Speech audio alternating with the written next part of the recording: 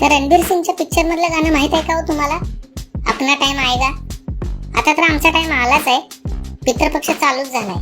या काळात आपल्याला लय डिमांड असते. पण मला एक कळत नाही, माणूस गेल्यावर त्याच्या 3ऱ्या आणि 10व्यालाच आमची आठवण येणार का? बाकीच्या टायमाला नाही? त्यावेळी आम्ही असतो बारक्या पोरांच्या गोष्टीत खडे टाकून पाण्याचे हंडे भरायला, चिवताईचं दार वाजवायला, ते विलन म्हणून.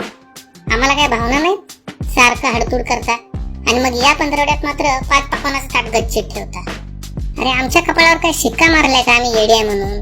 अहो घरटं बांधल्यावर मी आणि बायको जरा कुठे इकडे तिकडे गेलो की आमच्या घरट्यात कोकिळाने अंडी घालते. का? तर तिला उबवायला नकोत. पिल्ली पाहिजेत पण अंडी उबवायला नकोत. येते आउटसोर्सिंग. म्हणजे काय बोलायची सोय नाही. आता सांगायचं तर नुसतं माणसंच अशी वागतात असं नाही, तर महिला मंडळी काकांबरोबरच आहे. उन्हाळ्याच्या दिवसात सावली दिसल्यावर कुठे टेकायचं म्हटलं तर बघेल तिकडे ह्यांची वाळवण असतात.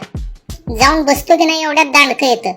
अरे बाबा, आमच्यातले सगळेच खोबऱ्याच्या वाट्या पळवणारे नसतात. जरा देवा देवा करून बसू तर द्या आम्हाला. उगा शनी देवाचं वाहन नाही.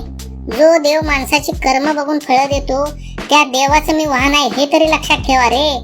तुम्हाला काय वाटलं, तुम्ही आमच्याशी कसेही वागायला नाही मी विसरून जाऊ का? असं कधीच होत नसतंय.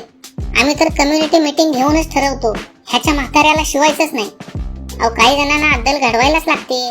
तिथं बाजूला जाऊन बसतो पण शिवत नाही. बघतो मग काय करतोय ते. भाई आपणा भी कुछ उसूल रहता है ना. इथं लोक आफ्रिकेतले पोपट आणून पाळतील पण इंडियन कावळा त्यांना चालत नाही. का चालत नाही? आम्ही काय असतो म्हणून? सांगायचा मुद्दा हा की आमच्याशी व्यवस्थित राहा. आम्ही म्हणत नाही आम्हाला फुटाणे टाका, हिरवे मूग टाका, येऊ द्या त्या द्या, ते कोणाला द्यायचं ते द्या. पण आम्ही 2 मिनिटं कुठे निवांत बसलेलो असताना उगाच तिथनं हाकलू नका. निदान पितरांच्या महिन्यातलं तरी आमचं महत्व समजून घ्या लेकानो.